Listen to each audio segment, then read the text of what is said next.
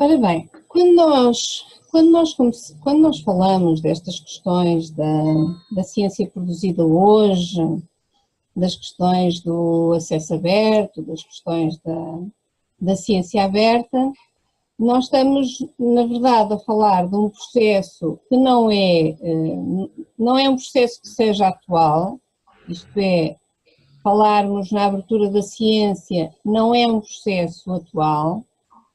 A abertura da ciência é algo que a ciência sempre exigiu, ok?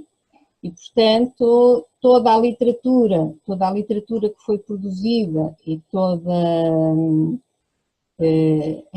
ainda sob a forma de pergaminhos e as revistas científicas criadas no século XVII, tudo isto são modelos e formatos de comunicação da ciência de forma a que ela se possa abrir, e esta abertura tem a ver com o facto de se tornar pública, de se tornar conhecida, poder ser discutida e poder ser ampliada. E a ampliação é uma característica absolutamente fundamental.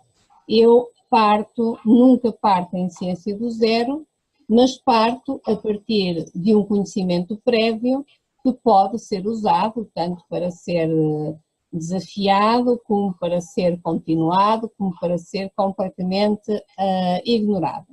Mas o certo é que eu parto sempre de um ponto de vista qualquer e de um acúmulo, se quiserem, prévio. E neste processo de tornar pública a ciência, a questão não é apenas torná-la pública, isto é, embora seja aquilo que é contabilizado, aquilo que nós dizemos, o que é que foi produzido, é efetivamente aquilo que foi publicado, não é? A ciência que não é publicada não pode ser contabilizada, não é? Nós podemos ser excelentes investigadores, mas se não publicarmos, se não dermos a conhecer os nossos trabalhos, para todos os efeitos, a nossa produção é desconhecida, portanto, para todos os efeitos estamos a fazer nada, faço-me entender? Pronto, portanto, aquilo que é a minha investigação é aquilo que eu publico, aquilo que eu dou a conhecer, contudo, no processo da ciência não basta publicar, porque para publicar é preciso sobretudo garantir a originalidade e a relevância dos resultados, o que significa que só conta quem chega em primeiro lugar. Tá? Portanto, para a ciência não basta publicar, é preciso chegar em primeiro lugar. E o facto de chegar em primeiro lugar, que é aquilo que nos permite dizer, garantir que este trabalho é novo e permite, precisamente por isso, o avanço da ciência, que é uma das coisas que vocês terão de provar no vosso projeto de tese, terão de dizer este caminho que eu vou traçar é um caminho novo, é um caminho que ainda não foi trilhado, e eu cheguei a essa conclusão precisamente no final de um processo a que chamo revisão da literatura e estabelecimento do estado da arte. Portanto, eu li tudo quanto existia sobre essa matéria, vejo que há aqui um aspecto que não foi considerado e que é relevante sê-lo, e é isso que eu me proponho a fazer. Portanto, a trilhar um caminho novo e a poder apresentar, por isso mesmo, trabalhos originais e relevantes. Está claro? Uhum. Portanto, quando nós dizemos que é preciso ser original, significa que aqui nós podermos garantir a prioridade da obtenção de resultados é crucial. Sim? Tá?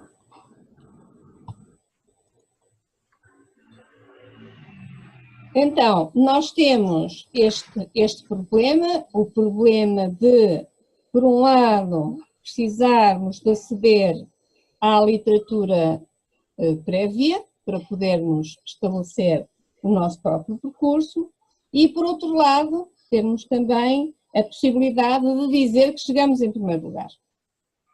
Sim? E é isto, esta dupla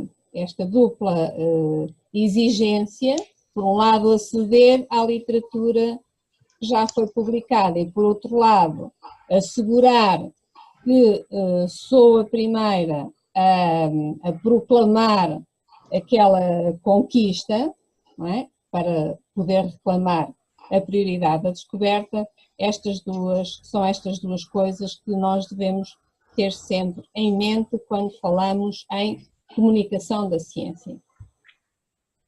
Então nós podemos dizer que o arquivo da ciência, e o arquivo da ciência é toda esta literatura validada por pares que nós utilizamos para construir o patamar seguinte, okay? Que são os alicerces, se quiserem, da nossa investigação.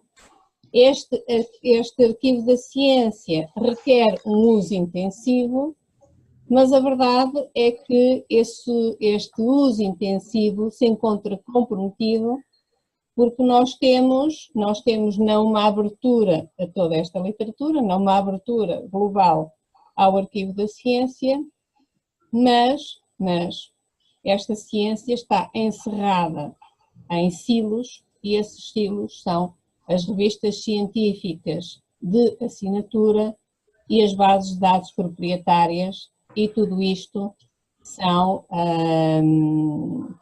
tem informação à qual nós só acedemos por pagamento.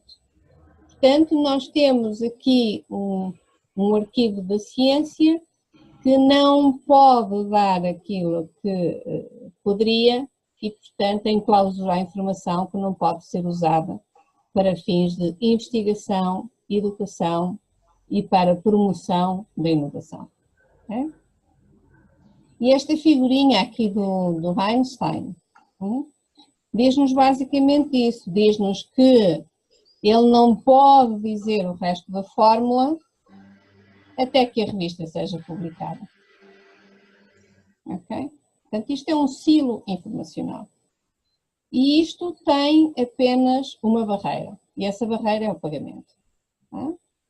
Então, o que a Declaração de Budapeste, e a BOAI, vem dizer em 14 de dezembro de 2002 é que estes silos de informação estão a comprometer a ciência e estão a comprometê-la e o desenvolvimento da ciência e estão a comprometê-la nestes domínios para fins de investigação, de educação e estimulação da inovação e estão a fazê-lo pondo em causa quer os investigadores que se veem com isso impedidos de ver o seu trabalho reconhecido, não é? E, portanto, citá-lo. A citação é uma forma de reconhecimento do trabalho.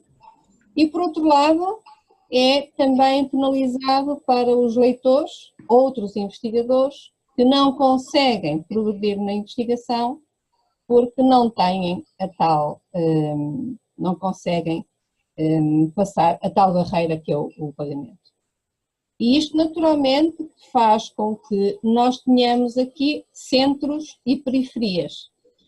Isto é, há aqui uma desigualdade muito clara entre aqueles que acedem a estes silos informacionais, que têm acesso às revistas científicas, que têm acesso às bases de dados, que têm acesso a tudo isso, não é?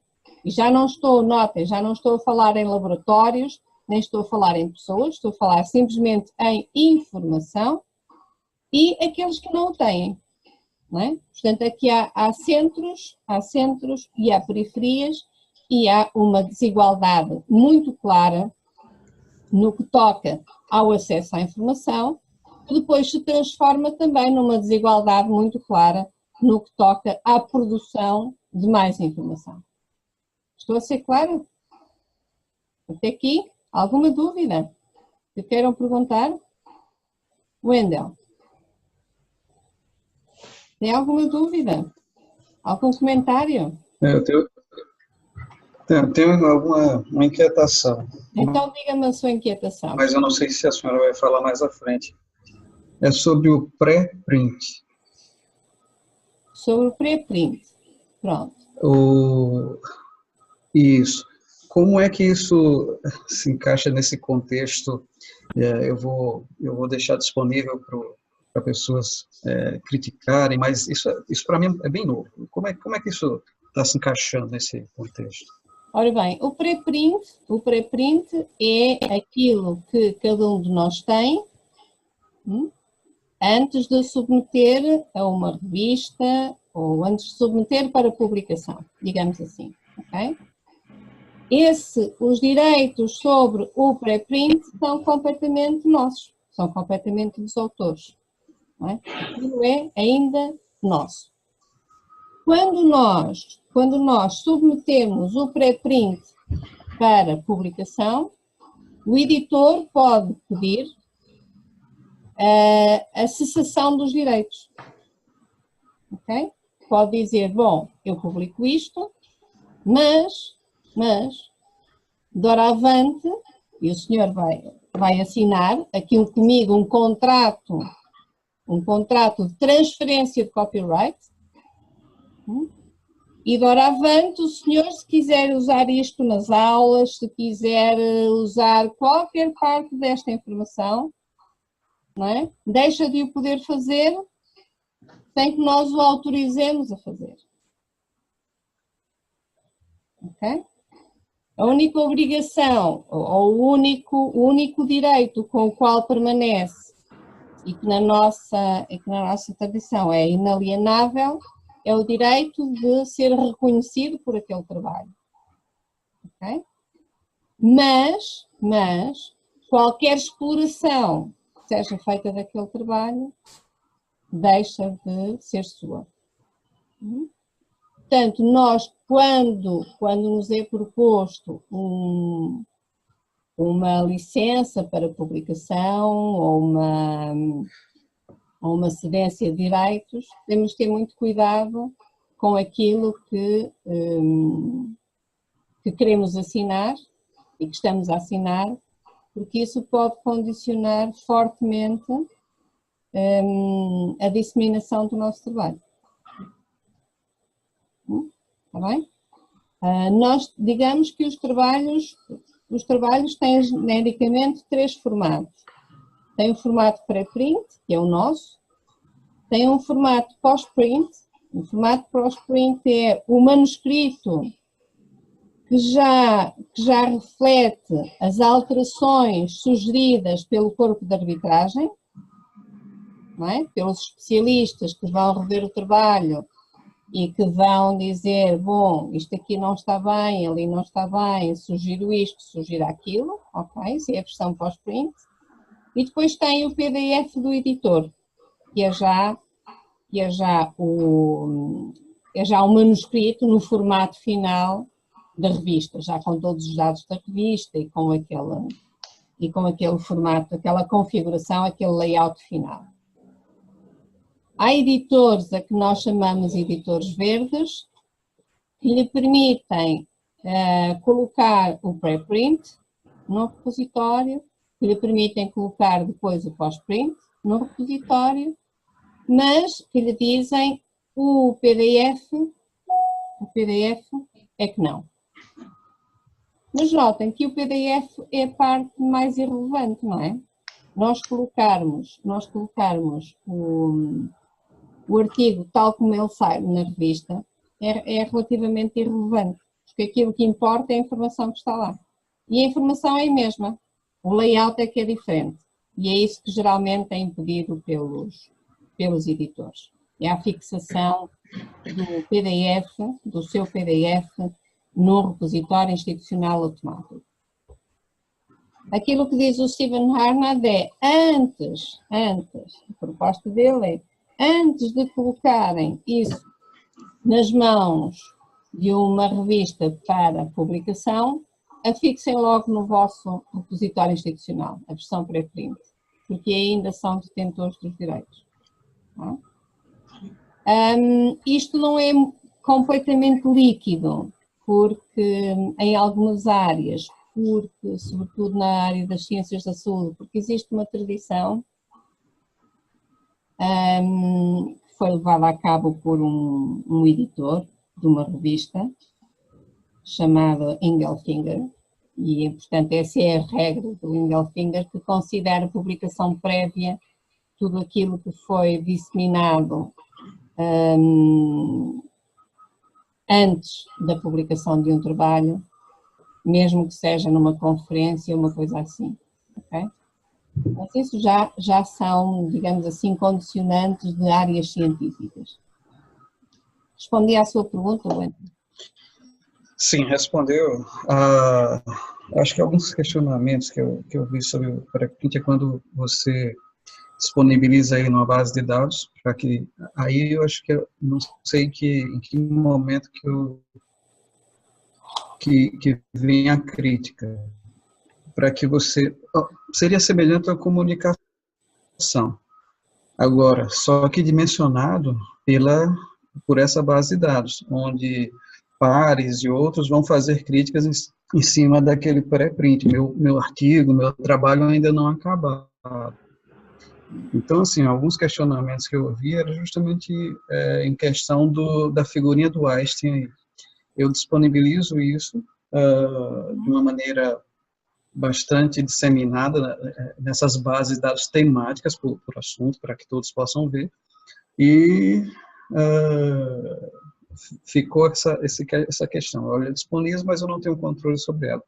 Mas, aprofundando mais um pouquinho, eu vi que tem um controle de data de quem enviou primeiro e tudo. Então, achei bastante interessante tantos questionamentos nesse formato novo de...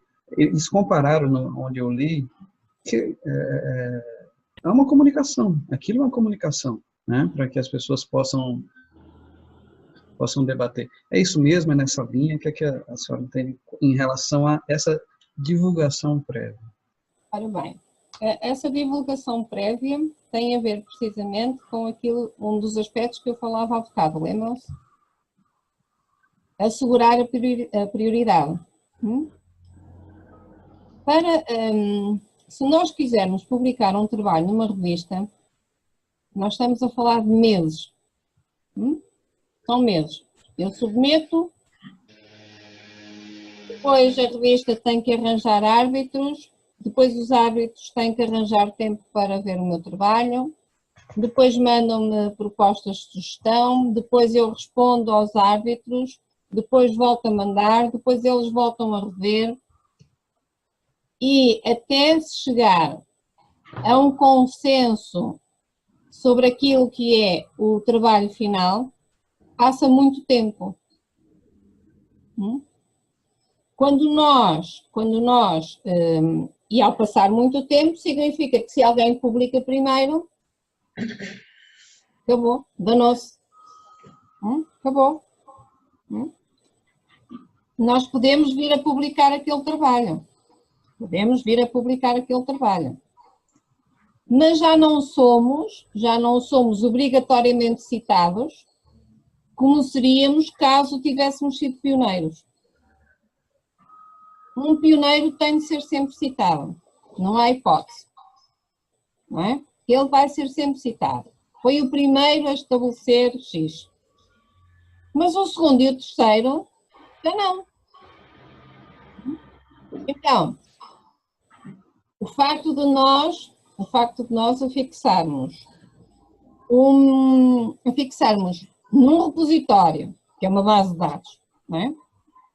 Fixarmos a versão pré-print, isso significa que a partir daquele momento está claramente dito quem é que chegou lá primeiro. Não temos o trabalho final, não temos o trabalho final, mas temos a prioridade da descoberta, sim, temos a prioridade da descoberta. Isso é muito importante. Portanto, também responde a esta questão da prioridade, que é absolutamente fundamental para os investigadores.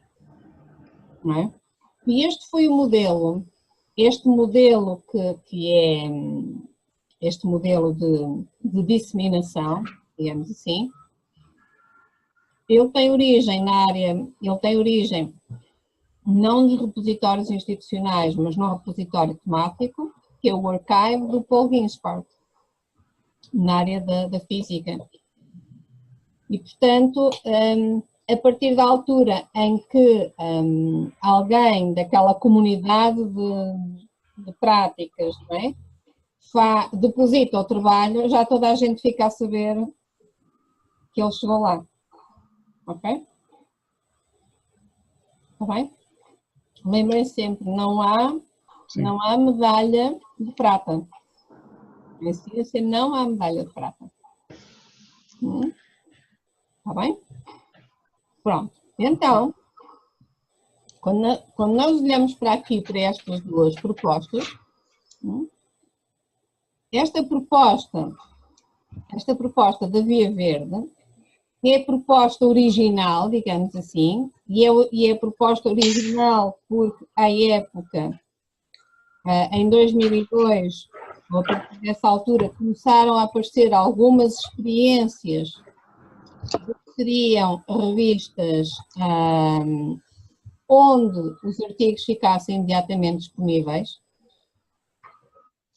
mas havia a possibilidade de colocarmos em repositório aquilo que nós publicávamos normalmente, digamos assim, em revistas convencionais, as únicas que existiam, à época, praticamente, quer na modalidade pré-print, pós-print ou ambas, dependendo das políticas de copyright do editor. Ficou claro? Sim. Sim? Ok. Então,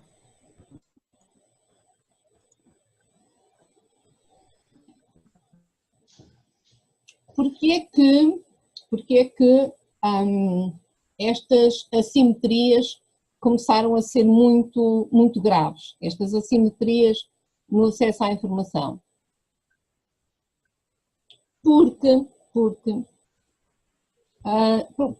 Eu diria que foi por este fenómeno conjunto. Por um lado, pela chamada crise dos periódicos, que provocou uma escalada de preços que não foi acompanhada pelo correlativo aumento do orçamento das bibliotecas. Portanto, as bibliotecas deixaram de poder acompanhar esta escalada de preços e, portanto, começaram a inativar um conjunto grande de assinaturas de revistas. Por outro lado, porque os preços, este aumento de preços, é também agravado pelo facto de estar disponível não apenas a versão impressa, mas também a versão digital. Aquilo que começou a ser oferecido às bibliotecas foi, agora assina este tipo em papel, mas por uma pequena adição, digamos assim, uma pequena quantia mais, tem as duas versões, papel e digital. E, portanto, a versão digital, nesta fase, ao contrário de vir diminuir os custos com as assinaturas, veio agravar aquilo que nós pagávamos, mais aquilo que teríamos de adicionar para ter a versão digital. E, naturalmente, que os utilizadores o que queriam era ter as duas versões. Sim? Depois, a versão digital vem impor barreiras legais e tecnológicas. Não é? Eu, contrariamente àquilo que poderíamos pensar, eu consigo monitorizar o acesso e o uso de uma versão digital a um nível impossível de conseguir numa versão analógica. Sim? E, portanto, há aqui restrições fortes. Por outro lado, há também um terceiro fenómeno que tem a ver com as fusões no mercado editorial.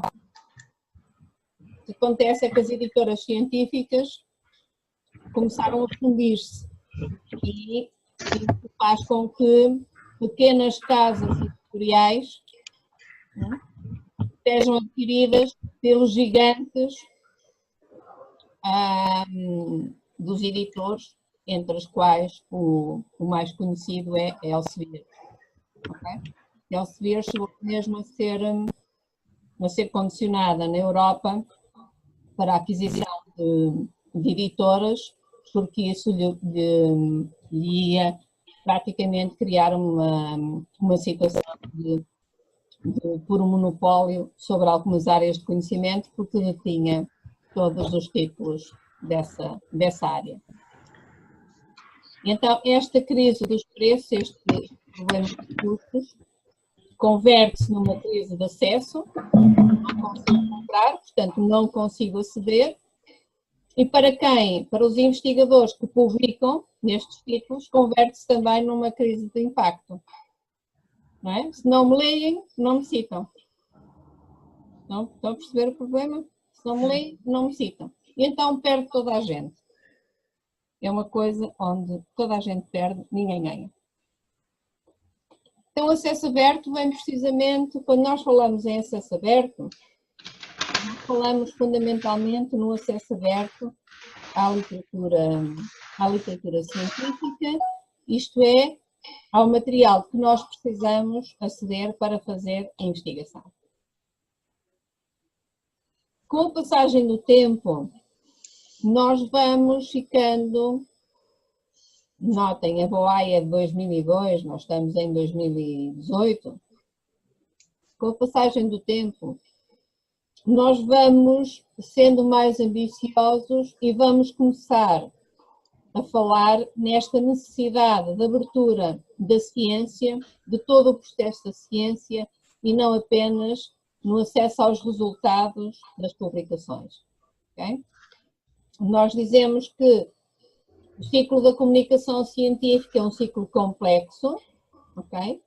que inclui aqui uma série de processos, e então vamos pedindo a abertura desses mesmos processos. Nós dizemos, eu não quero acesso só aos resultados da investigação publicada, ou que vai ser publicada. Eu quero também ter acesso aos dados que sustentam essa investigação. E começo a falar em dados abertos de investigação. Eu começo a dizer, eu quero também ter acesso à forma como os resultados publicados são avaliados pelos revisores, pelos árbitros, pelas equipes de arbitragem. E começo a falar de uma outra coisa chamada Open Peer Review. Isto é, arbitragem científica aberta. Okay? Depois começo a falar num outro problema, que é o problema do impacto. Como é que eu sei que aquele artigo publicado naquela revista tem um determinado impacto se eu só consigo obter a média e não o valor médio da revista, que é uma probabilidade, não é? O fator de impacto é um indicador de probabilidade de vir a ser citado caso publique naquela revista. E porque é que eu não sei do artigo propriamente dito? Então começam outras experiências que se chamam Article Level Metrics, isto é, a obtenção de métricas ao nível do artigo, ao nível mais atómico. Isto é, não ao nível da revista, mas ao nível do artigo. Quanto é que este artigo gerou em termos de citações, em termos de leituras, em termos de número de downloads, em termos de menção em redes sociais académicas, em termos de tweets, em termos disso tudo. E aí estou a falar de um outro tipo de métricas, a que chamo altmetrics ou métricas complementares. Então, como veem, há aqui uma espécie de bola de neve, ok? Que parte das publicações em acesso aberto e depois vai progredindo no sentido de uma abertura crescente a todos os processos, tornando a ciência verdadeiramente aberta. Okay? Quando nós falamos em ciência aberta, nós podemos estar a falar de muitas coisas distintas. E há pelo menos 5 escolas, são aquelas que estão aí projetadas no slide, há pelo menos 5 escolas que têm percepções diferentes daquilo que é a ciência aberta. Então, há escolas que defendem que a ciência deve ser aberta porque a ciência deve ser democrática e, portanto, deve ser acessível a todos sem nenhum tipo de restrição. A ciência deve ser pública e a ciência deve ser pública, entre outras razões, pelo facto de ser paga com dinheiro público. A maior parte daquilo que é produzido é financiado com os nossos impostos.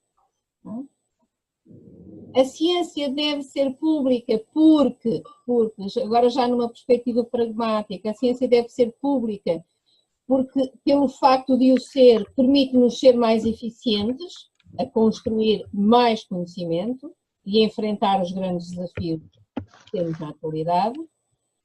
A ciência deve ser aberta de forma a que nós consigamos implementar um conjunto de métricas mais abrangente, que inclua mais indicadores e, portanto, seja mais abrangente em relação àquilo que nós queremos avaliar e que fundamentalmente nos permita aferir aquilo que é o seu contributo para a sociedade. Mas a ciência aberta e aquilo que é ciência aberta não pode operacionalizar-se se não tiver uma infraestrutura que a suporte. E, portanto, esta infraestrutura é também uma componente básica, uma condição básica, digamos assim, para a ciência ser aberta.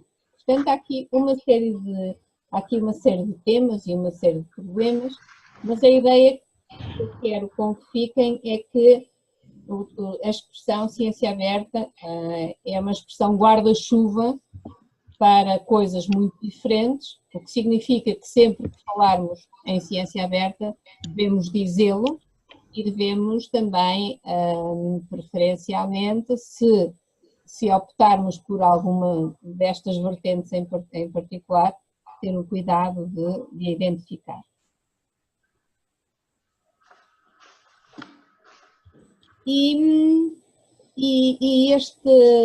O que este slide nos mostra aqui é que há uma progressão, esta abertura da ciência é acompanhada, sobretudo, de uma progressão nos mecanismos de reprodução e disseminação da palavra escrita. A palavra escrita está na base do nosso património, do arquivo da ciência, naturalmente. Portanto, é a escrita que permite erguer este edifício, mas, evidentemente, que estas tecnologias de reprodução vão alterar significativamente a nossa capacidade de disseminação da ciência, e com isso também de construção da ciência, permitindo-nos ser mais eficazes, mas também com um aumento significativo do volume da produção científica, etc, etc. Mais na atualidade, e para quem já me ouviu um bocadinho naquela conferência do 620, já me ouvi falar sobre esta ciência aberta ou ciberciência retratada aqui nesta obra do Michael Nantwich, que é uma ciência que assenta em computadores e redes de computadores. Portanto, sem a tecnologia digital nós não conseguimos fazer ciência aberta, e que de facto nos vem trazer mudanças muito significativas e cujos efeitos ainda desconhecemos, porque as mudanças estão em curso, okay?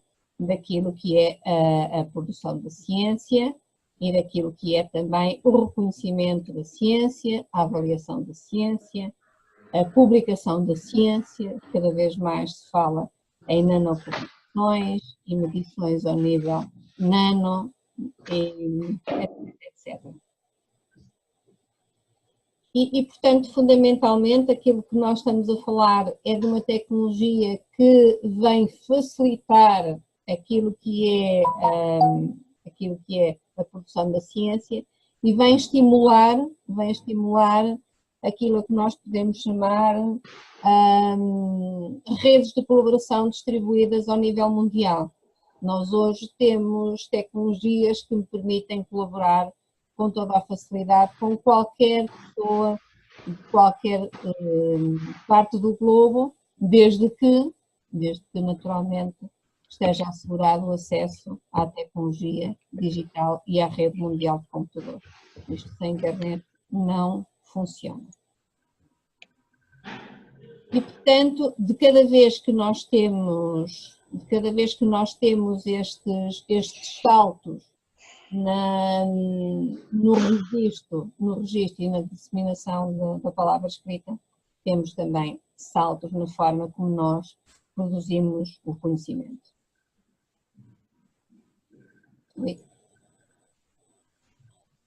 E estas são as políticas que suportam o acesso aberto, que nós tínhamos visto no início: a via verde e a via dourada. A via verde como aquela que permite que os autores continuem a publicar como habitualmente, como sempre o fizeram, sem ter de mudar as suas práticas. E a via dourada, que é aquela via que permite que o trabalho fique imediatamente em acesso aberto, mas que pode incluir o pagamento de taxas de processamento administrativos ou APCs, são os APCs. Okay? Há políticas, tanto uma via como a outra, podem ser suportadas por políticas e essas políticas vão influenciar naturalmente a opção dos investigadores. Okay? Elas é que dizem o que é que vai ser avaliado e o que é que vai ser reconhecido. Se nós estivermos a falar dos princípios para o acesso aberto às publicações, nós estamos a falar destas publicações que são indexadas numa série de bases de dados diferentes, desde a PubMed à PubMed Central Europe. No caso da Europa, às revistas, ao diretório, este é o acrónimo de Directory of Open Access Journals, ao diretório de revistas de acesso aberto, e às bases tradicionais, como a Web of Science e a Scopus. Estamos a falar de políticas também de copyright, isto é, daquilo que é permitido ou não aos autores fazerem com as suas publicações. Quando eu opto por uma licença Creative Commons, e um dia nós podemos falar mais sobre isto se quiserem, quando eu opto por uma licença Creative Commons na sua forma menos restritiva, que é uma licença CC BY, que diz: o trabalho é meu, mas a única coisa que eu exijo é que me citem. Podem traduzir, podem reutilizar, podem fazer o que quiserem. Okay? É preciso também assegurar a sustentabilidade dos repositórios, é preciso assegurar a legibilidade por máquina, não é? Tudo isto tem de estar disponível. Se não estiver disponível, nós não conseguimos, se não estiver disponível, e se não estiver disponível ao longo do tempo, tudo isto não funciona. E há uma série de serviços que suportam o acesso aberto e que, como veem, são aí uma espécie de nuvem e, como veem, suportam em diferentes vertentes. Por exemplo,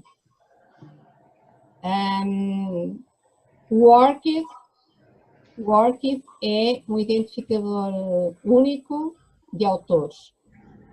Por que é que isto é fundamental? Porque o ORCID vai permitir, é um de outros naturalmente, mas o ORCID, o que ele vai permitir é uma desambiguação do nome dos autores.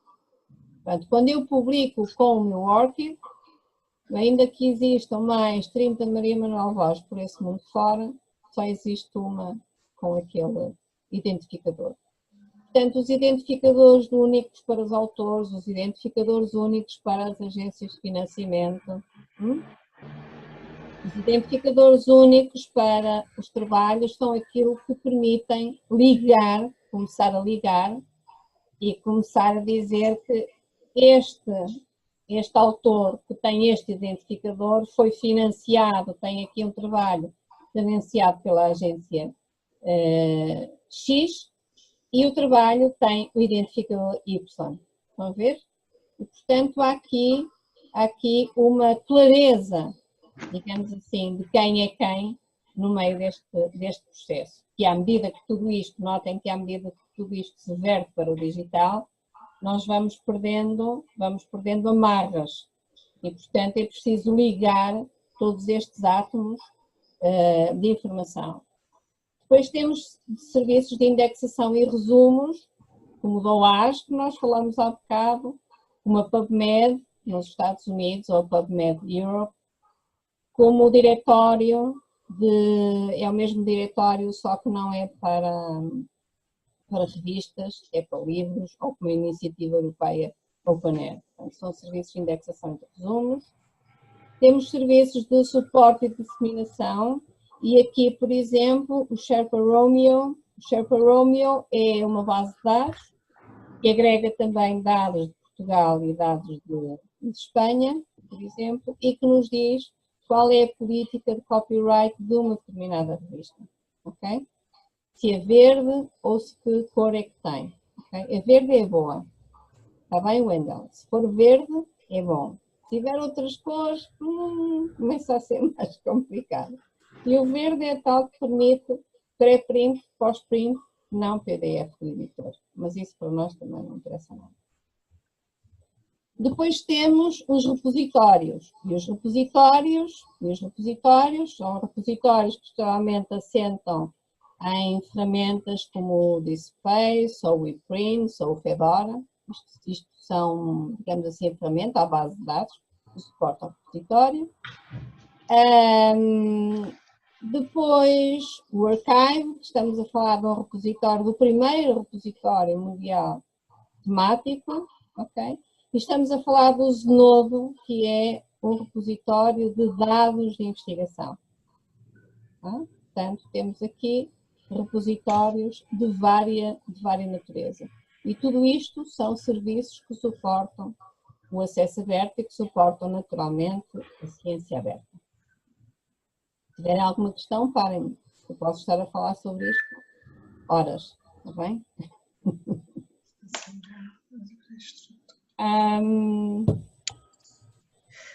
Evidentemente que quem sustenta todo este sistema são os investigadores, não é?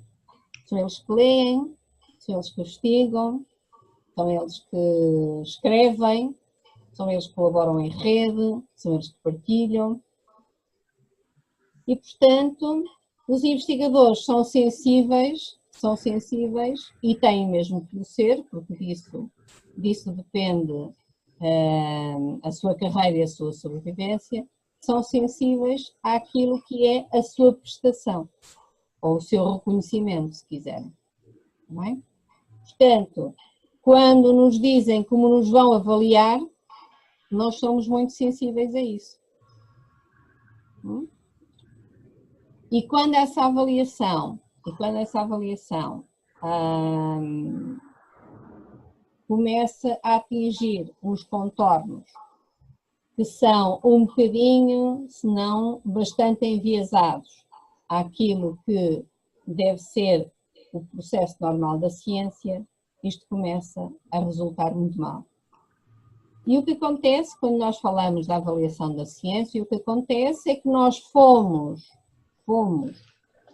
ou melhor, as instituições que avaliam os investigadores, sejam elas as universidades ou sejam elas as agências de financiamento ou de fomento no Brasil, quando começam a substituir o julgamento dos especialistas pelas métricas das revistas. E, portanto, estou-me a referir ao Journal Impact Factor. Okay? Isto é, quando começam a dizer que o trabalho vale de acordo com o fator de impacto daquela revista.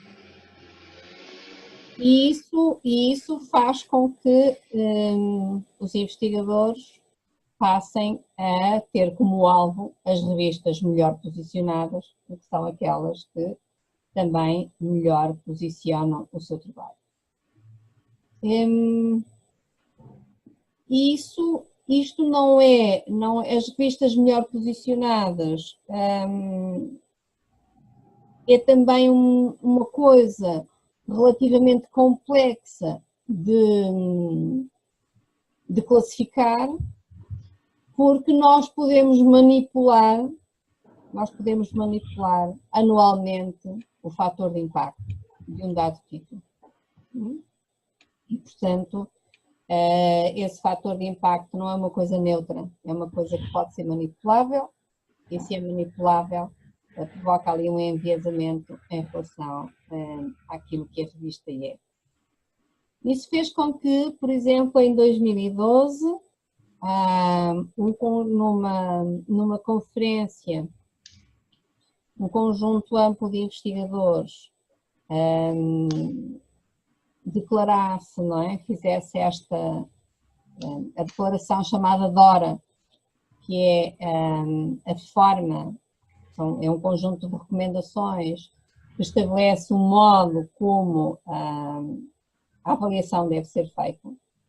E notem que a avaliação é feita por todas estas, sobretudo no nosso caso, para quem é investigador, é feita através das agências de financiamento e por parte também das universidades, mas quando nós estamos a falar, por exemplo, dos editores e da manipulação que podem fazer o fator de impacto, ou quando estamos a falar de rankings universitários e por aí fora, tudo isto tem a ver com as métricas da investigação e esta cegueira, se quiserem, pelo número e apenas número, substituindo desta forma o número pelo julgamento do especialista e pelo número do quantitativo. E aqui quando nós falamos, começamos a entrar num domínio, que é o domínio da bibliometria, e quando nós nos questionamos em bibliometria sobre o significado das coisas, há sempre uma pergunta básica, que é esta: o que é que vale mais?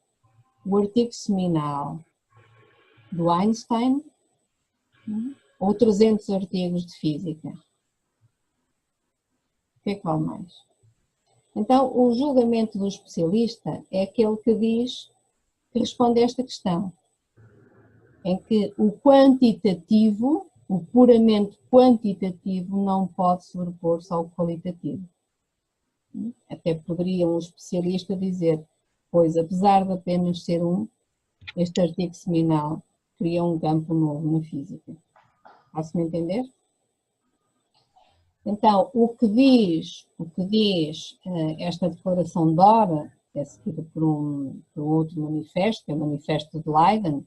O Manifesto de Leiden, curiosamente, é assinado não por investigadores de uma área qualquer, mas por investigadores da bibliometria.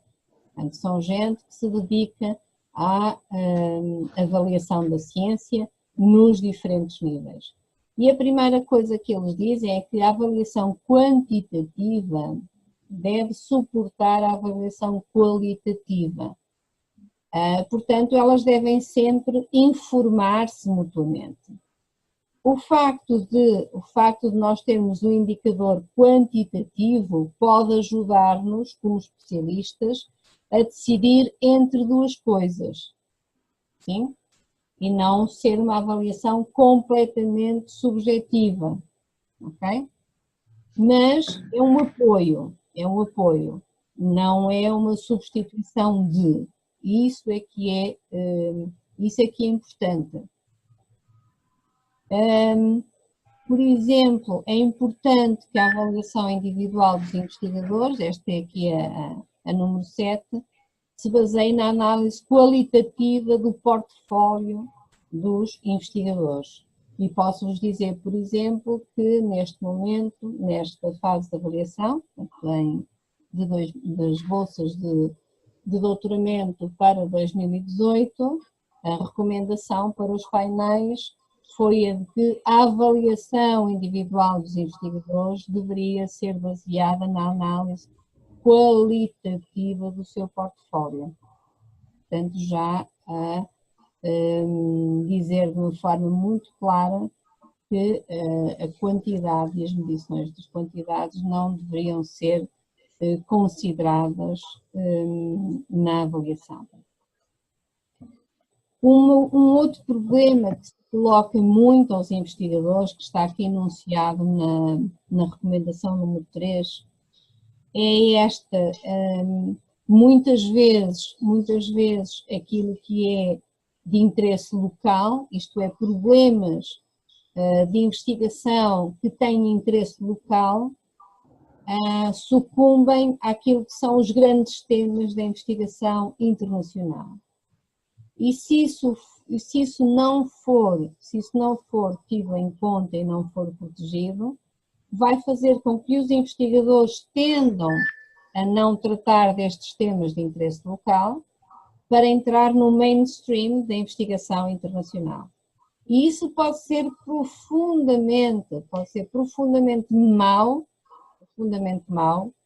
para a investigação, para a ciência e, naturalmente, para os países que têm temas fora daquilo que é o mainstream da ciência. Faço-me entender?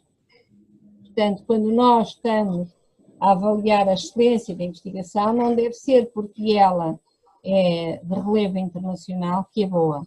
Tem de se ver se ela é de facto, se ela tem interesse para a área onde se aplica. E notem, e aqui o quarto a dizer muito claramente para que todo o processo seja um processo muito aberto, muito transparente. Manter a coleta de dados, os processos analíticos abertos, transparentes e simples, de modo a que nós possamos não ter aqui zonas cinzentas na avaliação. E naturalmente que deve ser permitido aos avaliados a verificação e análise dos dados, quer dizer, cada um de nós deve ter direito a saber a forma como foi avaliado e isto é muito importante, devem ser tidas em conta as diferenças na publicação e na citação por campo científico. Cada área científica tem as suas formas de aceder, consumir, colaborar e produzir ciência. Não ter estas diferenças em mente pode conduzir a erros muito grosseiros e a dizer assim, bom, aquelas pessoas ali da engenharia são muito produtivas, enquanto estas aqui da história não fazem nenhum. Não se pode comparar aquilo que não é comparável. Nós comparamos arroz com arroz, Ou maçãs com maçãs, está bem? Mas não comparamos maçãs com peras, nem arroz com chocolate. Tá? Portanto, cada comunidade de práticas tem as suas próprias práticas, os seus próprios ritmos, que têm de ser conhecidos e que têm de ser respeitados. Alguma dúvida sobre essa matéria? Não? Nem questão. Pronto. E quando nós falamos desta coisa chamada impacto, que é uma coisa sempre muito complicada de dizer, nós falamos sempre daquilo que é a necessidade de dizermos à sociedade que o que nós estamos a fazer, o investimento que a sociedade está a fazer em ciência, é um investimento que tem consequências positivas, e que essas consequências positivas, isto no fundo é uma prestação de contas que a ciência faz à sociedade, se manifestam em variedíssimos domínios e por um conjunto amplo de indicadores. Que conjunto é esse? Pois é um conjunto que, quanto mais amplo for, mais nos permite perceber realmente o que é esta coisa chamada impacto. E quando nós falamos nestas altmetrics, nós falamos em métricas complementares, não dizemos que umas substituem as outras, mas dizemos, por exemplo, que eu posso dizer que um determinado trabalho teve um número excepcional de tweets, do Twitter. Estão a ver? Este indicador, número de tweets, não existe na métrica convencional. De tweets, de downloads, de visualizações, portanto, uma série de coisas de grande impacto nas redes sociais, de impacto em novas modalidades também de colaboração, como o Site You Like ou o Mendeley. Portanto, uma expansão, digamos assim, dos blogs, etc., uma expansão daquilo que são os meios convencionais de publicação da ciência, não é? Os grandes canais formais, as revistas científicas, as atas de conferência, etc., para outras formas como mais curtas, como os tweets, ou como os blogs, microblogs, etc. Okay? E depois vou-vos deixar estes slides para que os possam ver, além da gravação. Tá? A União Europeia está muitíssimo interessada em sedimentar estas questões da ciência aberta e tem a ver fundamentalmente, para além daquilo que está aqui elencado, tem a ver fundamentalmente com o reforço da Europa ao nível da investigação mundial, portanto, continuar a captar o mais possível. Nós temos muita produção científica, mas temos alguma dificuldade em que esta produção tenha um impacto que seria expectável e, portanto, a posição da União Europeia é sempre esta de reforço, e para que haja este reforço é preciso continuar a promover o acesso, ok? E, portanto, é preciso promover o acesso às publicações e aos dados que estes fornecem, os dados de investigação, para acelerar a inovação, para promover a colaboração e evitar a duplicação de esforços, okay? Portanto, aumentar a eficiência. A primeira componente é de aumentar o crescimento económico, promover o crescimento económico, aumentar a eficiência, melhorar a qualidade dos resultados.